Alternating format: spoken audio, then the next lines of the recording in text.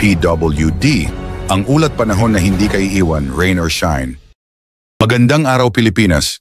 Narito na ang ating fresh weather update ngayong araw mula sa Pag-asa. Narito ang latest update ukol sa bagyong si Tropical Storm Ramil na patuloy na kumikilos westward ngayong Sabado, ika-18 ng Oktubre.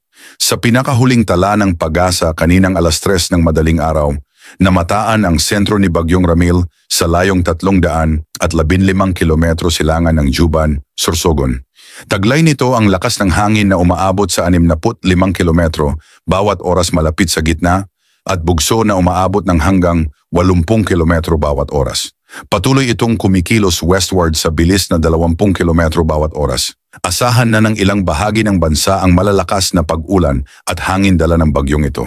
Sa mga probinsya ng Catanduanes, Camarines Sur at Camarines Norte, asahan ang stormy weather. Posibleng magkaroon ng flash floods at landslides bunsod ng moderate to heavy na pag-ulan na may kasamang intense rain sa ilang pagkakataon. Bukod dito, may banta rin ng minor hanggang moderate na pinsala sa buhay at ari-arian dahil sa malalakas na hangin. Para naman sa ibang bahagi ng Bicol Region, pati na rin sa Isabela, Quirino, Nueva Vizcaya, Aurora, Nueva Ecija, Bulacan, Quezon, Northern Samar, Eastern Samar at Samar, makakaranas ng maulan na panahon na may kasamang pagbugso ng hangin. Dito rin, may posibilidad ng mga pagbaha at pagguho ng lupa, lalo na kapag bumuhos ang ulan ng sunod-sunod. Gayunpaman, mas mababa ang banta sa buhay at ari-arian kumpara sa mga direktang apektado ng bagyo. Hindi rin ligtas ang Metro Manila at ilang bahagi ng Luzon at Visayas. Inaasahan sa mga lugar gaya ng Metro Manila, Cagayan, Batanes, Apayao, buong Calabarzon, Oriental at Occidental Mindoro, Marinduque, Romblon at ang natitirang bahagi ng Visayas, ang maulap na kalangitan na may kasamang mga pag-ulan at thunderstorm dulot ng trough ng Bagyong Ramil. Babala rin sa posibleng pagbaha at landslides kapag bumigat ang pag-ulan.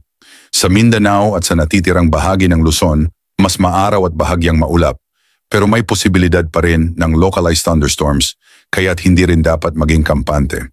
Kahit na isolated lamang ang mga pag-ulan, posible pa ring magdulot ito ng severe thunderstorms na maaaring magbunsod ng biglaang pagbaha o landslide. Samantala, para sa mga nakatira malapit sa baybayin, narito ang lagay ng karagatan. Sa hilaga at kanlurang bahagi ng Northern Luzon, asahan ang katamtaman hanggang malakas na hangin mula northeast. Kaya magiging moderate to rough ang dagat na may taas ng alon na umaabot mula 1.5 hanggang 3.5 metro. Sa mga kanlurang bahagi ng Central at Southern Luzon at sa natitirang bahagi ng Visayas, magiging light to moderate ang hangin mula northwest hanggang southwest. Kaya't medyo kalmado pa pero ingat pa rin dahil maaring umabot sa 2.1 metro ang alon. Sa Mindanao naman, inaasahan ang light to moderate winds mula southwest, kaya't slight to moderate lang ang mga pag-alon mula 0.6 hanggang 1.5 meters. Mag-ingat ang lahat, lalo na ang mga nasa mga lugar na inaasahang apektado ng Bagyong Ramil. Patuloy na makinig sa mga susunod na abiso ng Pag-asa at i-monitor ang lagay ng panahon, lalo na kung kinakailangang lumikas. Pasuyo ng like at subscribe bilang suporta sa ating channel, PWD.